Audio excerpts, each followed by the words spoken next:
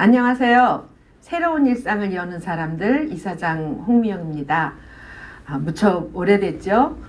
벌써 2024년도 6월달 벌써 이제 상반기를 이제 접어들고 있는데 2023년 시즌 2 우리 유튜브 영상 끝내고 나서는 한 반년 남짓 이렇게 여러분께 인사할 기회를 놓쳤습니다. 그간 어려운 일도 많고 또 우리한테는 굉장히 중요했던 총선도 지나고 그러느라고, 그리고 다시 이제 신기일전 새로운 일상을 다시 열어야겠다. 우리 시민들과 또 우리 전문가들과 함께 이 문제를 얘기할 수 있는 시간을 가져야겠다. 그래서 시즌 3 다시 시작해보고자 합니다. 그동안 우리가 공동체, 또 지속가능 발전, 기후위기 등을 주제로 해서 벌써 영상이 한 30개가 넘었죠. 그렇게 구독해 주시고 또 많은 좋은 반응도 보여주셨는데, 이제 시즌 3에서는 좀 더 그 기후위기에 집중해서 좀 다뤄보려고 합니다. 특히 오늘은 시즌 3의 첫 번째 시작이기도 하고요. 또 환경의 날을 맞이하는 시점이라서 오늘 지금 여러분들이 많이 걱정하고 있는 기후 문제, 그 위기 어떻게 대응할 것인가, 이 주제로 얘기를 시작하고자 합니다. 6월달에 환경에 관한 여러 가지 기념일들이 많아요. 우선 지금 바로 6월 5일 세계 환경의 날, 이미 1972년도에 유엔에서 제정을 한 날이죠. 그 뒤에도 뭐 지속 가능한 여러 가지 해양의 날도 있고 국제 열대의 지방의 날 이런 날도 있고, 이게 다 6월 달에 있습니다. 그런 점에서 보면 6월은 우리가 환경 보존을 좀 더 심각히 생각해야 되는 그런 시기가 아닌가. 그리고 이 날들을 이렇게 기념하게 되는 마음 깊어지는 건 그만큼 기후위기, 우리의 생태 환경이 위기에 처하고 있다 하는 뜻 아니겠습니까? 바로 얼마 전, 그러니까 지난 5월 달에도 석탄일 날 아주 날씨가 아주 이게 웬 봄날이냐가 아니라 이 강원도 지역에서는 눈도 왔다고 하고, 그래서 화이트 석가탄신이란 그러나 참 씁쓸한 그런 날이 있던 기억도 있고요. 그래서 우리가 이 환경의 날을 맞이해가지고 좀 더 이 얘기를 깊이 다뤄보게 되는 그런 시민들의 의식도, 위기의식도 다 감지가 되는데, 다만 위기는 느껴지는데 심각히 체감이 되는데 그거에 대한 대응 방안이나 또 그거에 대한 우리가 어떻게 실천해야 되는가에 대한 부분들에 대해서는 좀 더 깊이 있는 그런 논의가 필요하다고 봅니다. 그런 구체적인 얘기 오늘 두 분의 전문가님을 모시고 얘기를 해볼까 합니다. 우선 제 옆에 장정구 대표님을 소개하겠습니다. 기후생명정책연구원 대표이시고, 바로 얼마 전에는 한국섬재단 부이사장으로서도 또 역할을 맡으셨는데, 잠깐 이 부분에 대한 직접 말씀을 한번 소개 말씀을 듣도록 할까요, 장 대표님? 이 환경 문제 전국적으로 전 세계적으로 다 심각하지만 그 심각성을 섬에서 또 바다에서 알 수가 있습니다. 그래서 섬과 바다를 주로 다니는 사람이고요. 최근에는 이제 기후 위기 이야기를 많이 하는데 그 못지않게 중요한 게 생물 다양성의 위기입니다. 그래서 이거를 조사 연구를 하고 또 정책을 제안하기 위해서 기후 생명 정책 연구원이라는 걸 최근에 설립해서 활동을 하고 있습니다. 반갑습니다. 아주 고맙습니다. 오늘 귀한 시간 내주셔서. 그리고 이미 다 아시죠? 박병상 대표님은 이미 우리 영상에서 아주 전문가로서 또 아주 알기 쉽게 또는 깊이 있게 문제를 잘 다뤄주신 세상을 여는 사람들의 대표이시기도 하고, 최근에는 아주 저희들이 자랑스러워하는 게 테드 강연도 하셨다고 하는데 이 분야의 권위자다 하는 인정을 받으신 건데, 그래도 한번 직접 한 말씀 좀 해주십시오. 테드가 뭔가, 뭘 이렇게 제가 자랑하고 싶어 하는지. 테드는 지역에 있는 소박한 시민들, 학생들이 관심 있는 분야에 대한 강연들이 별로 없었어요. 문화, 역사, 현재 현안 이런 것들을 그 주제별로 다양한 주제, 자기가 맡아서 얘기할, 강력하게 얘기할 수 있는 주제로 쉽고 편안하게 얘기하는 그런 걸로 알려줘가지고 지금은 세계적으로 3,000번 정도 1년에 얘기한다고 하고, 그래서 이제 이번에 주제는 움직임으로 얘기를 해달라고 그래가지고, 근데 그 움직임이 이제 다양하지만 문화예술도 있겠고 인천 중심으로 활동하는 사람들, 그 중에 환경적 점점 이제 움직임이 고약해지니까 그쪽에 관심이 있었고 자료를 뒤져봤나 봐요. 그랬더니 아마도 우리의 영상을 봤나 봐요. 예, 이건 그랬을 것이다 이제 기대됩니다. 예. 그래서 이제 얘기를 하게 됐고요. 그리고 또 오늘은 또 이제 생물 다양성, 제가 또 관심 있는 게 그쪽인데, 그쪽은 이제 학자들이 말만 하고 현장에 잘 안 가거든요. 현장에 가는 분이 오셔서, 원래 이제 닉네임이라고 하는 것도 나무꾼이거든요. 원래 나무꾼들은 필요한 나무를 베고 그 자리에 다른 나무를 심으면서 다양성을 해치지 않아요. 그런데 요즘은 대량으로 벌목해가지고 생태계를 황폐화시키잖아요. 그거에 문제제기를 하는 사람인데, 그런 분하고 같이 얘기할 수 있어서 좋은 시간일 거라고 믿습니다. 예. 예, 테드라는 걸 제가 잠깐 말씀드린 건 우리 독자들 또 주변에 아는 분들한테 그 얘기 들으면서 잘 이해가 안 되는데, 또는 내가 그거에 관한 주제를 좀 더 쓰고 싶은데, 그럴 때 예, 이제는 세계적으로 다 이 권위로 인정받는 이 테드의 강연의 한 부분으로 우리 이제 박병상 박사님 그 영상으로 들어가면 좋은 자료 볼 수 있다는 전제에서 했더니, 예, 또 우리 나무꾼에 대한 칭찬까지도 이렇게 곁들여 주셨습니다. 오늘 여러분들과 함께하는 이 시간 귀한 시간이라는 걸 전제해 주셨으라고 믿고요. 두 분 얘기를 중심으로 진행하도록 하겠습니다.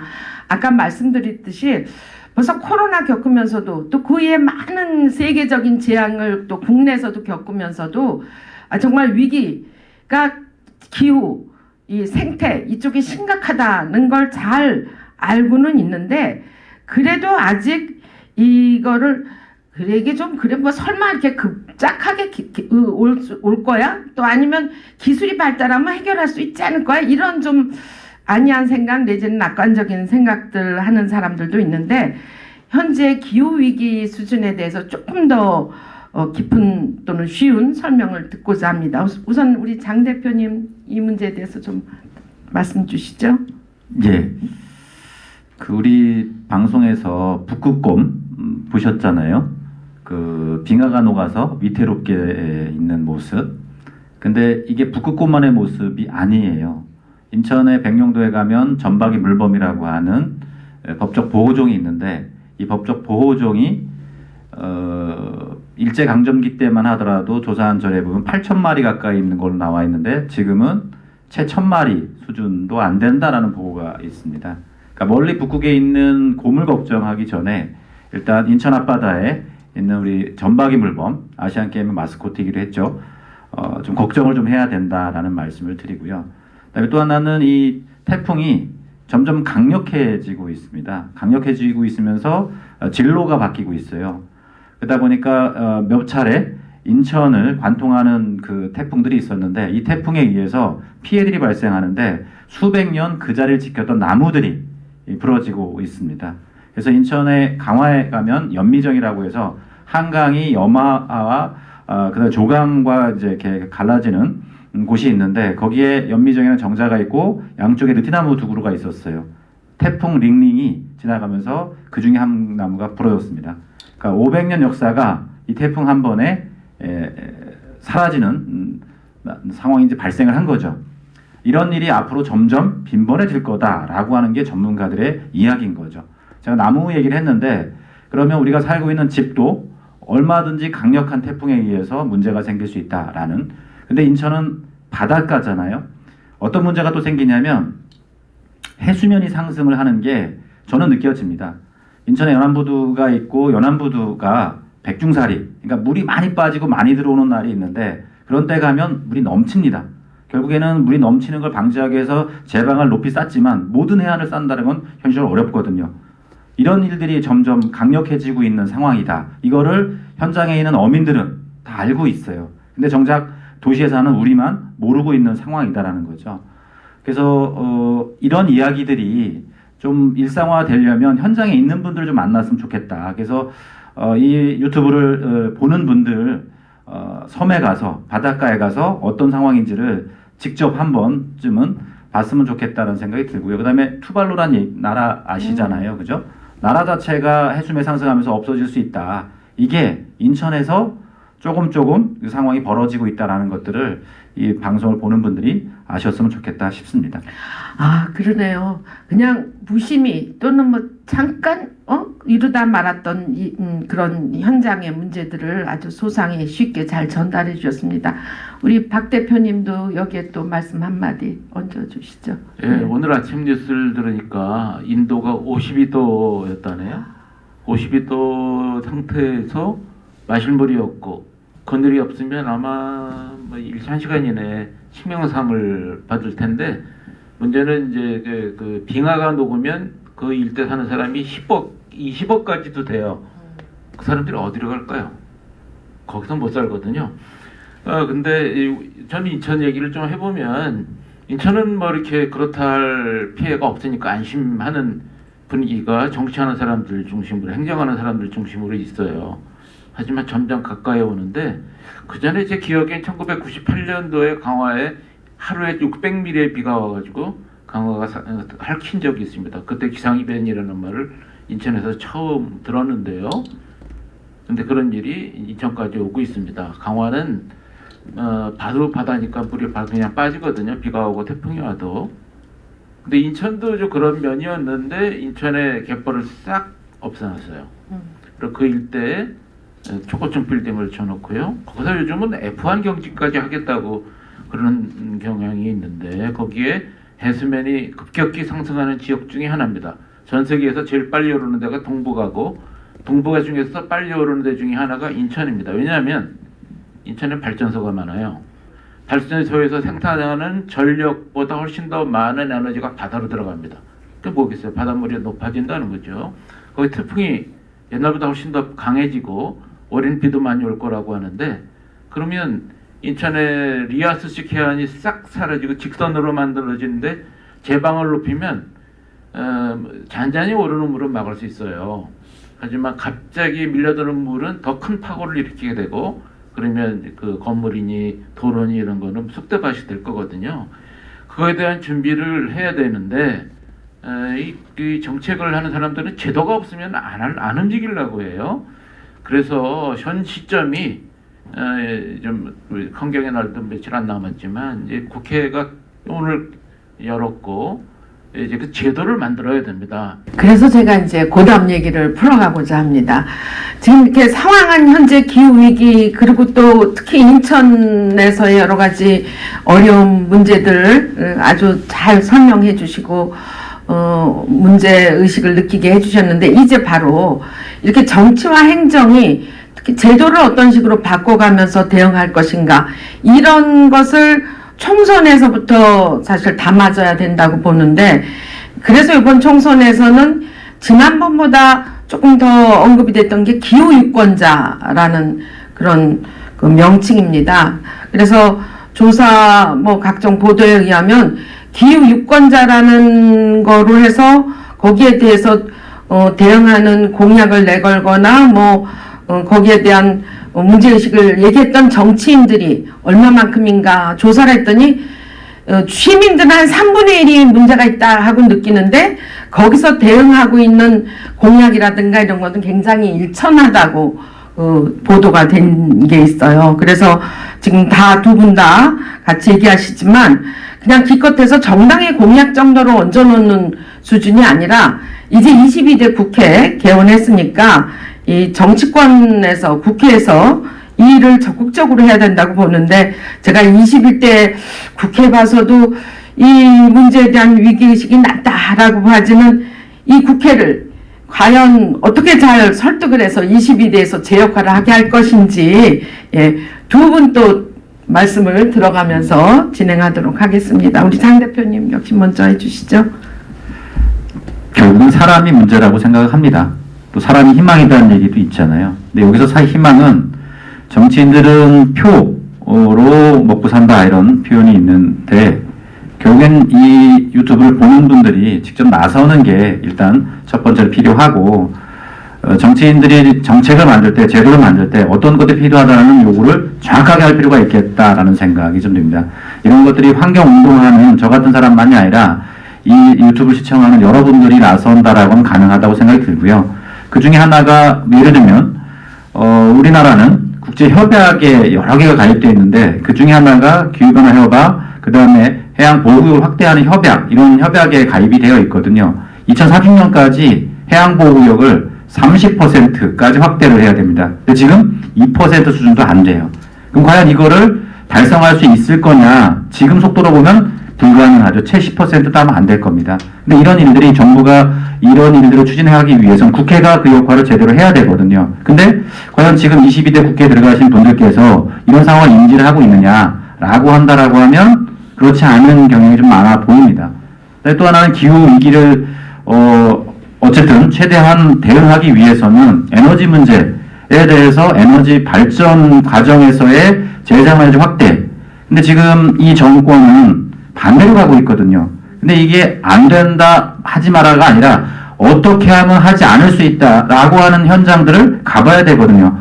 석탄 화력 발전소 현장에도 좀 가보고 거기에 일하는 분들이 어떤 고충이 있는지 알아야 되는데 국회에만 계시면 지역구에만 계시면 그런 상황들을 알 수 있을까라는 생각. 그럼 결국에는 그런 이야기들을 우리가 해야 된다라는 부분. 그리고 또 멀리 22대 국회도 중요하지만 구의회, 그다음에 시의회에서의 역할도 분명히 있거든요. 그런 것들이 모여서 국회에서의 역할이 가능하기 때문에 저는 구의회, 시의회, 국회를 같이 좀 들여다보고 어떤 일을 하는지 가끔 시청을 하고 그 의견을 남겨주는 역할들을 좀 같이 하시면 조금의 변화는 생기지 않을까 이런 희망도 갖고 있습니다. 예, 국회와 지방의회 그들이 가지고 있는 중요한 역할들을 방기하지 않도록 뭐 기후협약에서부터 시작해서 에너지 문제처럼 뭐 이런 것들 방기하지 않고 할 수 있도록 오히려 시민들이 좀 적극적으로 더 나서달라 그런 정치권의 중요성 얘기하셨습니다. 아까 또 하실 부분의 연장선으로 우리 제도 행정 어떻게 할 것인지. 그 대접밥 받으면서 제도를 만드는 사람들은 잘 몰라요.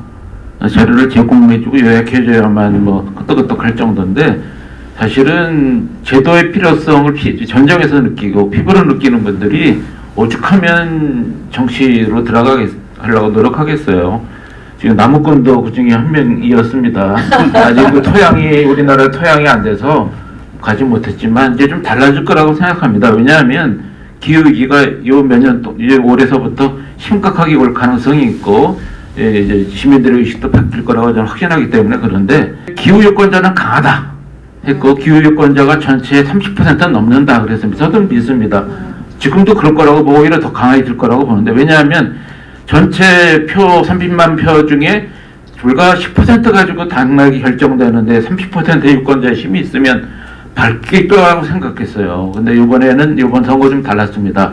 정권 심판이 워낙에 강하다 보니까 거기까지 안 갔죠. 이제 앞으로 다시 달라질 거라고 생각합니다. 그래서 이번에는 기후를 내세운 후보들이 불행하게도 이제 현장에는 못 갔지만 현장에 안 갔더라도 우리들 같은 목소리가 더 전달되고 또 다음 선거 때 이제 이래서는 안 됐구나 하는 각성이 시민사회에 퍼지면 달라질 거라고 봅니다. 우리 기후위기 환경 생태에 관한 전문가들이 국회에 들어가야 된다. 그만큼 국회에서 정치권에서 할 일이 많은데 아직까지는 기후 유권자 30%가 정권 심판이라는 것 때문에 그 힘을 못 발휘했다.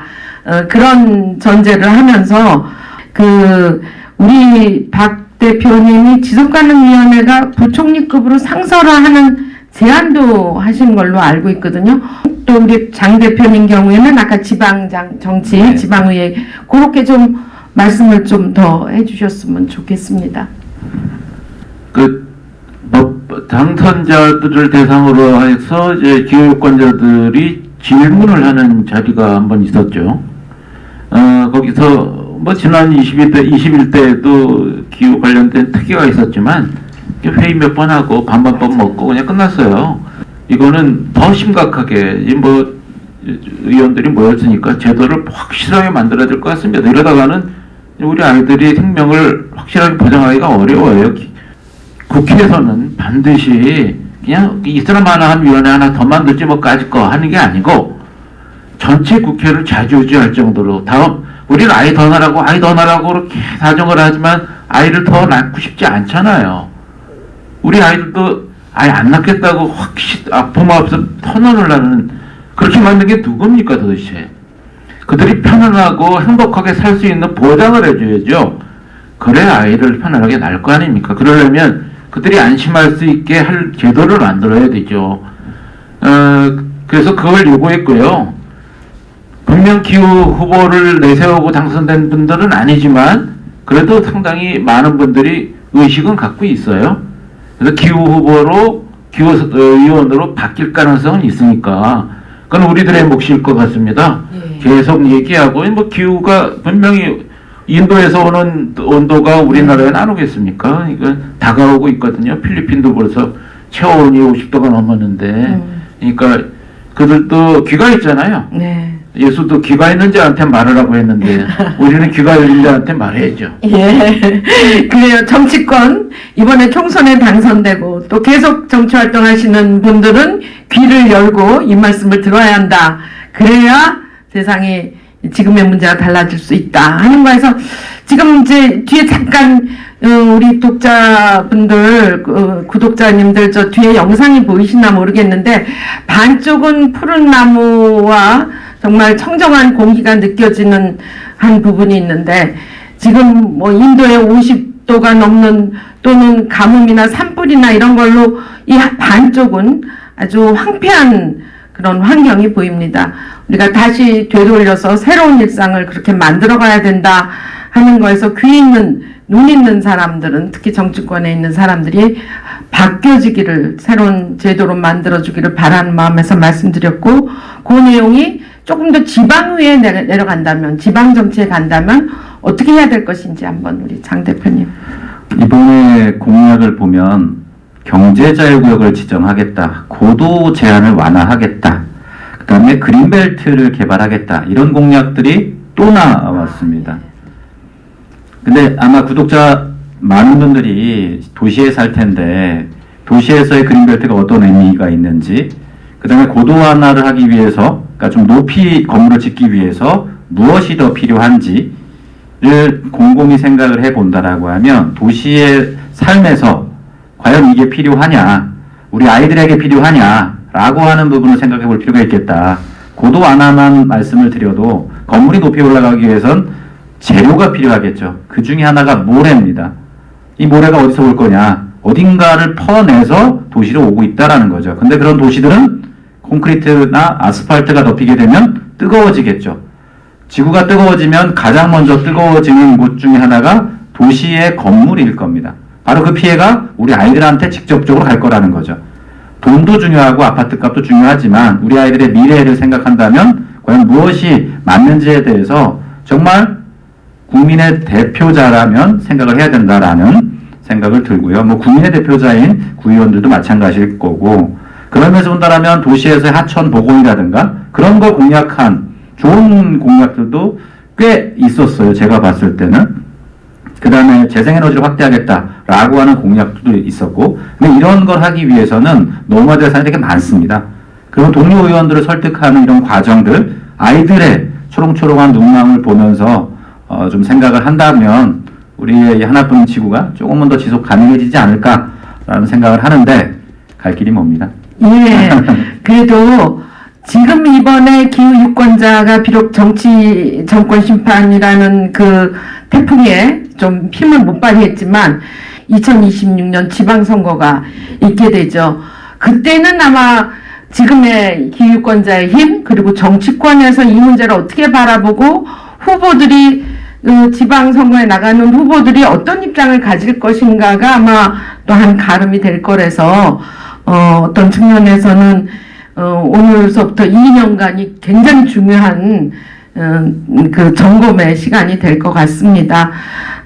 그런 점에서는 특히 2024년 22대 국회가 개원하는 이 즈음에 환경의 날을 맞아서 우리 새로운 일상을 여는 사람들 사단법인 이 모임에서 저와 대표님과 여러 회원들이 입장문을 발표를 했습니다.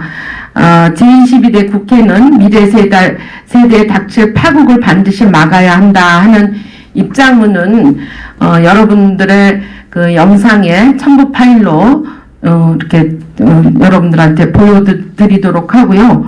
오늘 이제 곧 이어서는 아까 이제 우리 박 대표님 말씀하신 대로 청소년들이 이 앞날에 대해서 얼마나 걱정하고 또 어떤 대안을 어른들한테 요구하고 부탁하는지 하는 말씀을 직접 여기서 듣도록 하겠습니다. 그 말씀, 우리 청소년의 얘기를 듣기 전에 이제 마무리 말씀으로 이번에는 박 대표님 먼저 하시고 할까요? 아니면은 장 대표님 먼저 하고 우리 박 대표님이 하는 걸로 그렇게 하겠습니다. 제가 이제 끝발로 먼저 하겠습니다.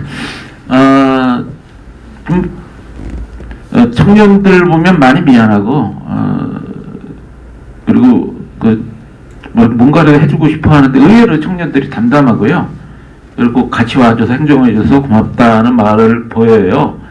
그런데 많은 청년들이 이 환경 문제를 일으키는 기업에 들어가고 싶진 않은 거예요.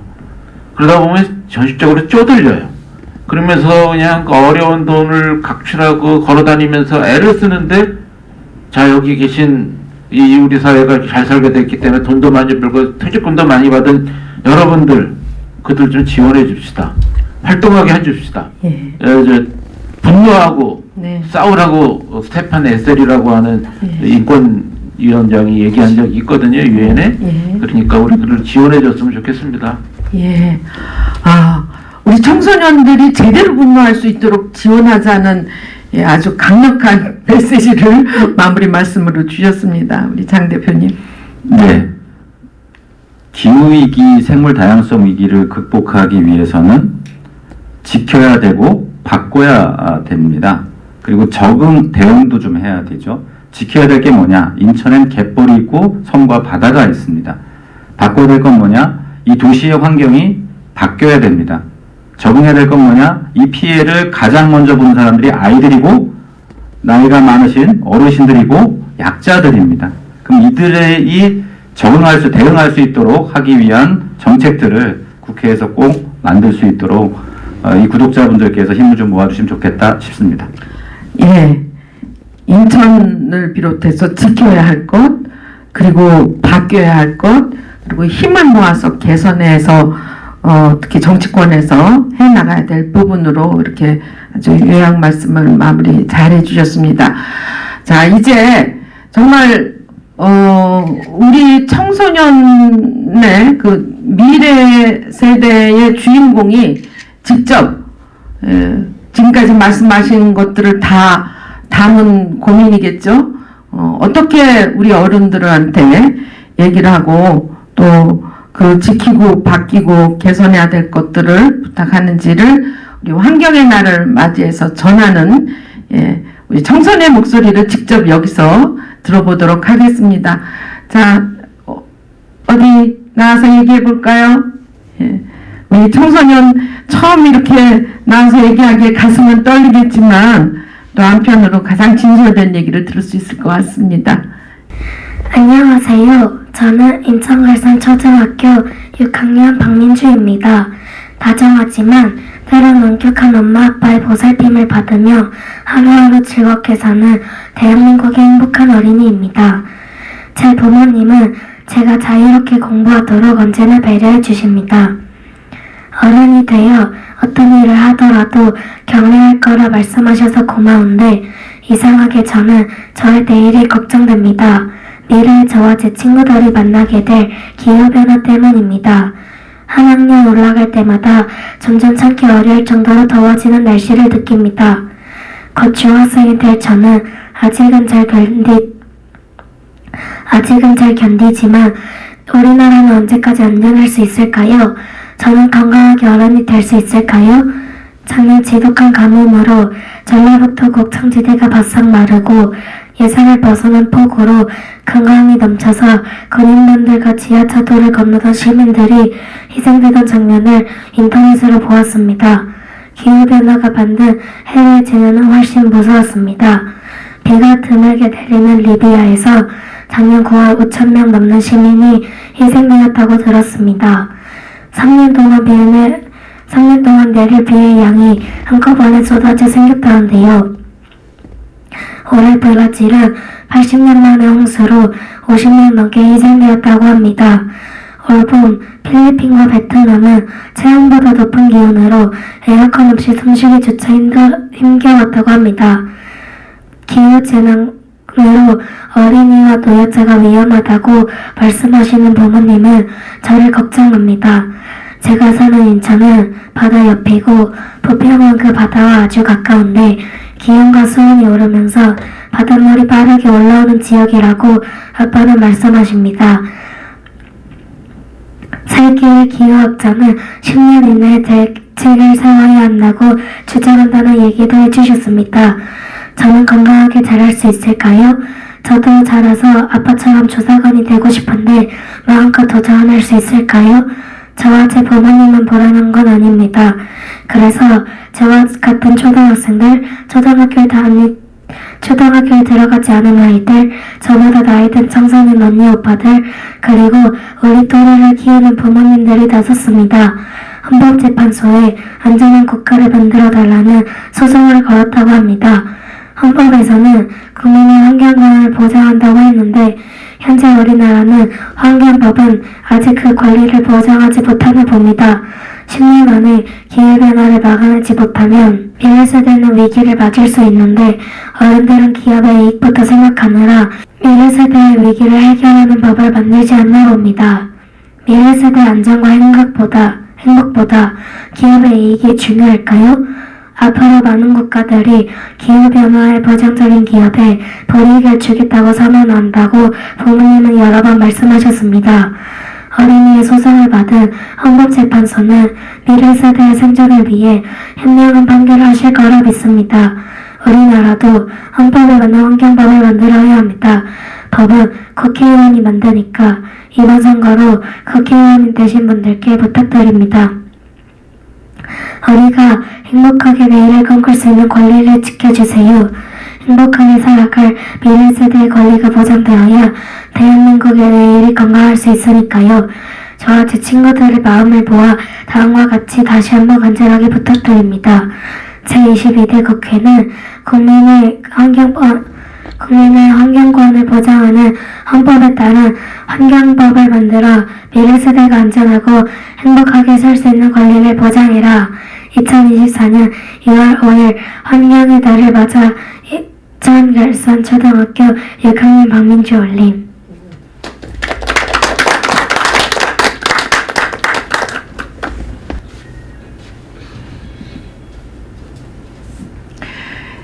예, 오늘 시즌3 첫 유튜브 방송 여러분과 함께 환경의 날 특별한 특집을 한번 해봤습니다.